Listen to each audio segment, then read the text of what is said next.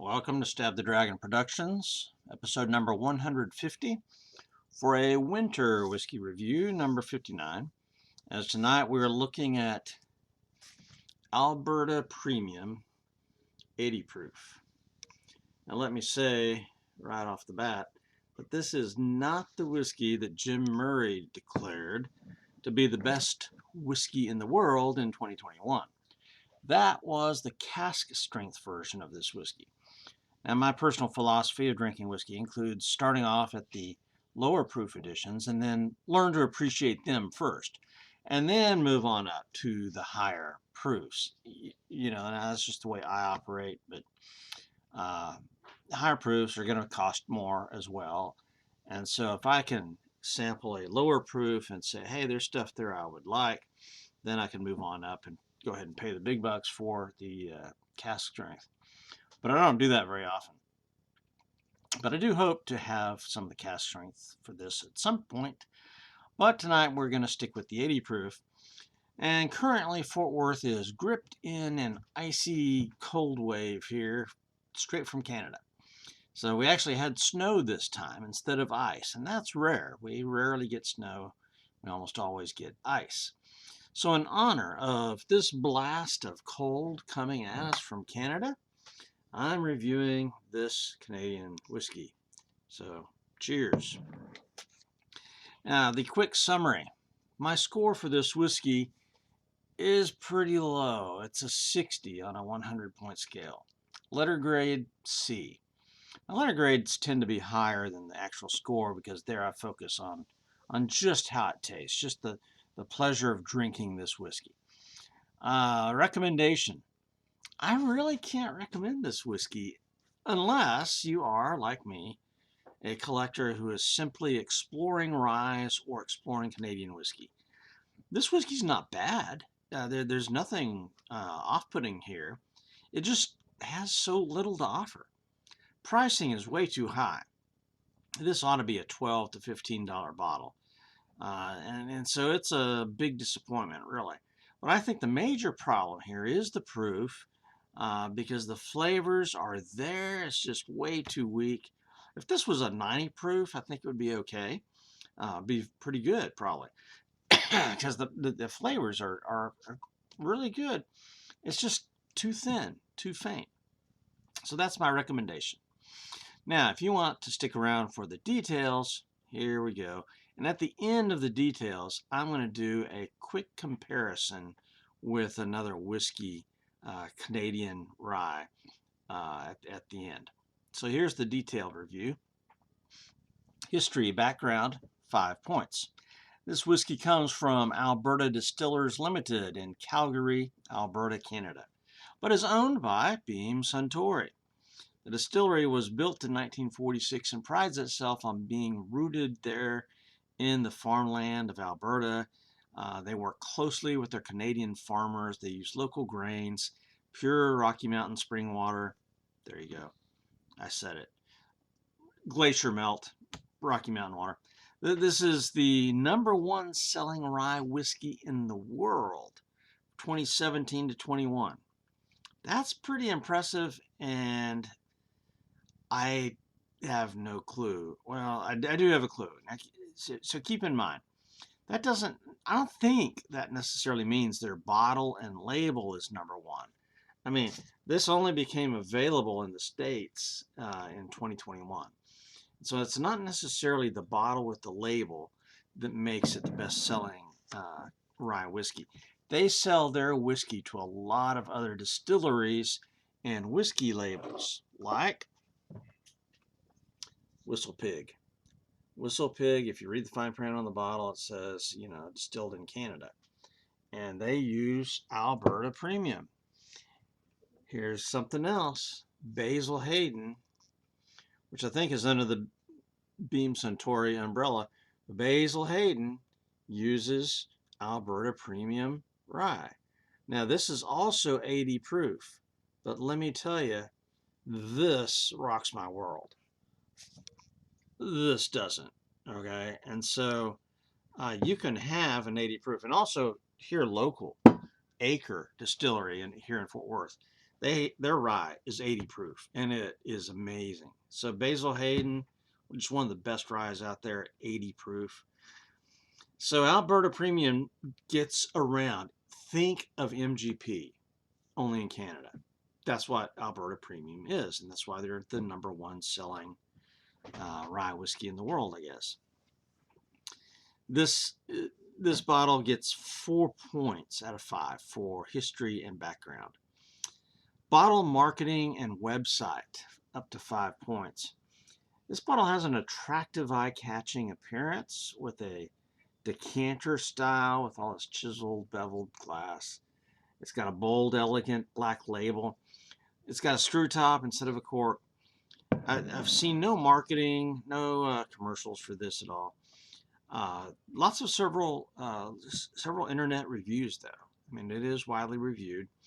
I think because of that rating by Bill Murray back in 2021, and their website is decent. Could have a bit more. So 4 out of 5 points for bottle marketing and website. Appearance. Here in the glass, this is a very light whiskey. This looks like a blended scotch, a young blended scotch, like maybe Cutty Sark, right? I prefer dark whiskeys. It's just an aesthetic thing for me. The legs here are very weak as well when you look at it in the glass. It's just, it's got a little bit, but not much. So the appearance, I think, is faint and weak. But the benefit of that, though, is I don't think they used artificial coloring. Probably not. But appearance, 2 points. Composition. The bottle and website say this is 100% rye, and they use Rocky Mountain snowmelt water, glacier water, but they don't give the name of the river or the mountain where they get the water. And, that's something that the Scotch do with their whiskeys is, they'll name their whiskeys after the valley and the river and, like that. And I think that's pretty cool, really. And so I don't know why we don't do that here. Americans don't really do it. Well, okay, Devil's River whiskey here in Texas, named for Devil's River. So there's a little bit of that that goes on, but Alberta Premium, when they list their ingredients, they just say 100% rye and it's local. So, and in Texas also, a lot of the grains that they use in their whiskeys in Texas, they'll tell you the specifics of which kind of corn, yellow dent corn, red corn, blue corn. I mean, they give you the specifics. And so here with Alberta Premium, it's just 100% rye. Okay, there's lots of different kinds of rye. You can toast your rye and make it a dark chocolate. There's lots of things you can do. And they didn't say that. The bottle does say that it's 40 ABV or 80 proof. I think one of the reviews I saw, it said 5 years on there, and I don't see that on the bottle anywhere.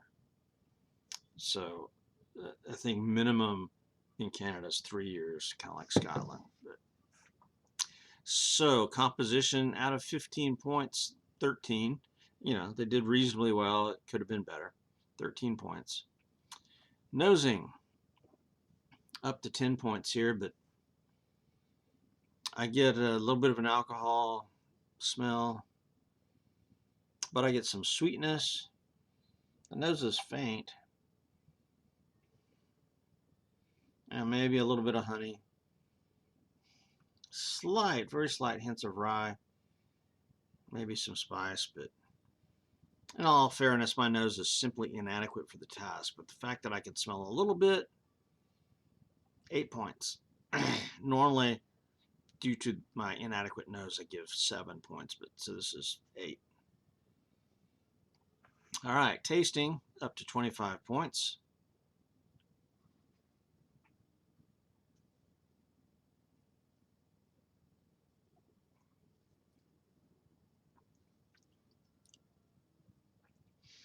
There's absolutely nothing unpleasant here.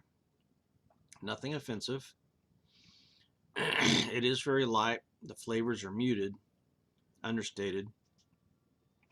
Think Jim Beam bourbon at 80 proof, the white label. Jim Beam bourbon, there's nothing wrong there. You get some good bourbon notes, but they're very faint and they just disappear. So here you get hints of nice things, then they vanish. They leave you wanting. Honey, for sure. It's sweet honey.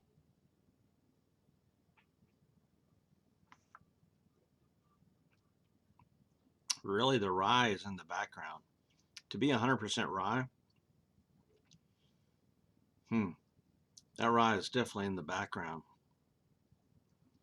Very light. Just a bit of spiciness, touch of fruit maybe, like pears. I do get hints of maple that I seem to frequently get in Canadian whiskey. I don't know if that's a mental thing with me, Canadian flag and the maple leaf. I don't know. But this actually reminds me of Black Velvet and Crown Royal. There you go. Both of those whiskeys are 80 proof like this one, and they both have a little bit of that maple flavor going on there. Now this is a nice sipper for sure.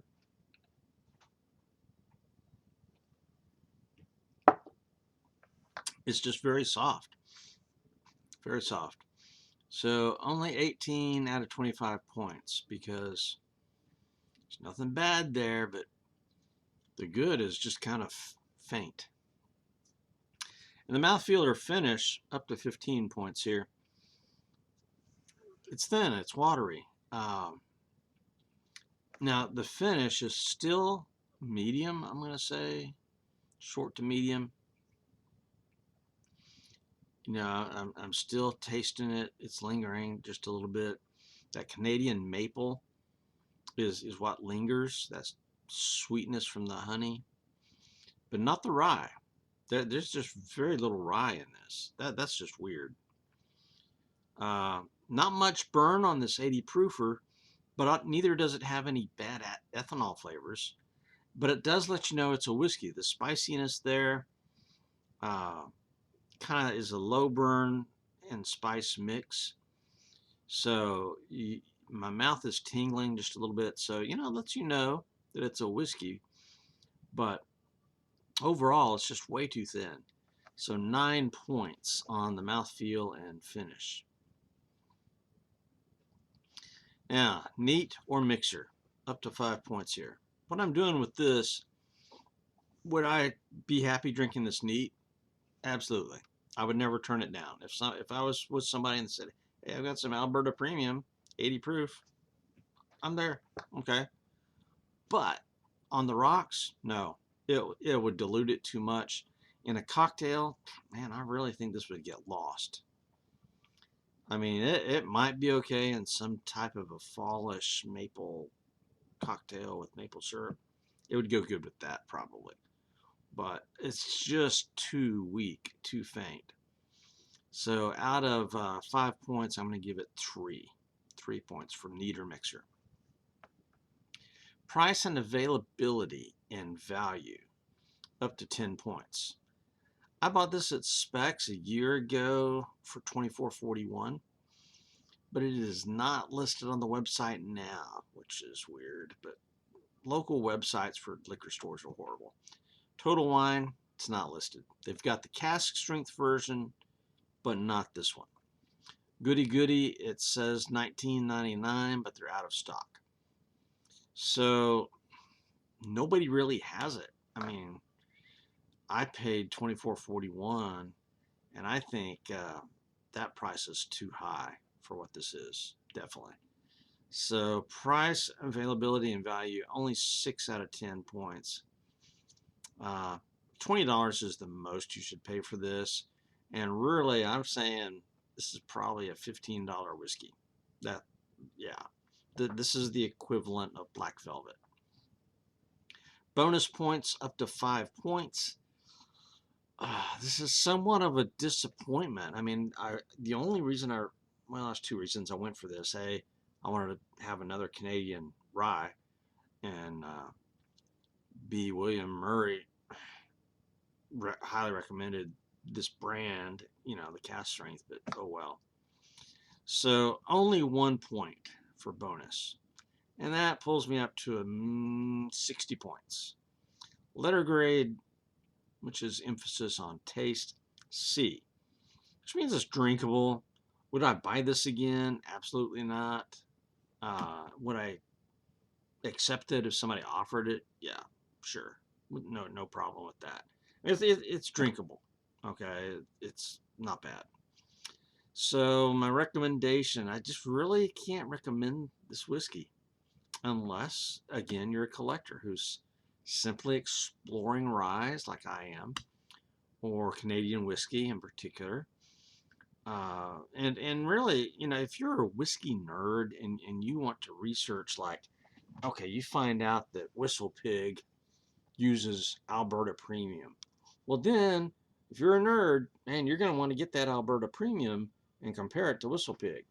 And in fact, that's what I was going to do at the end of this review. I was going to compare it to Whistle Pig, but this Whistle Pig's a $50 bottle.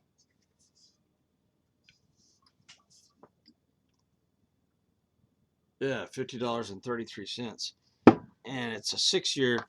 I just don't want to compare these two. I don't know. I think it would be unfair because, and the proof. I mean, this is it's 100% rye, but the proof, this is 48.28 alcohol by volume. So that's like 97 proof or something.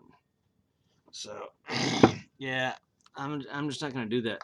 So instead, what I did is I poured some Canadian Club, because here is another cheap Canadian rye.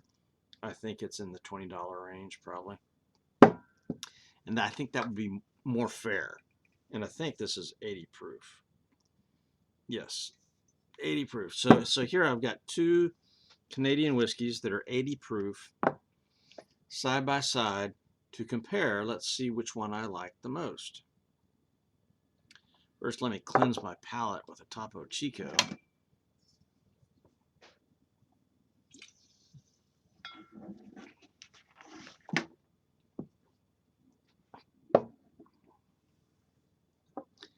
Okay, so we're going to go with Canadian Club. See how it stands up to Alberta Premium.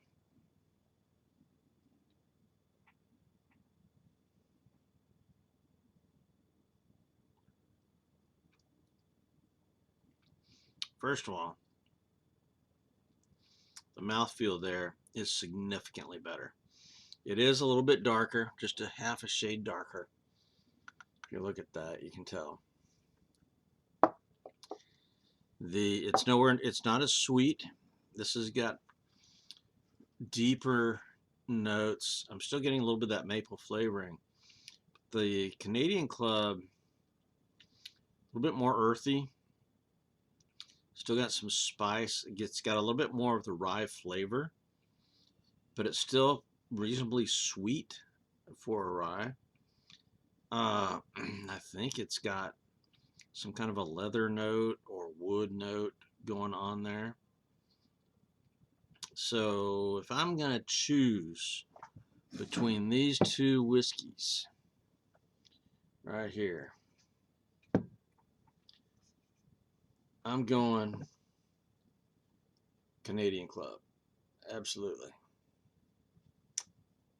Canadian Club would get my vote on that for sure. But again, that's not saying Alberta Premium is bad.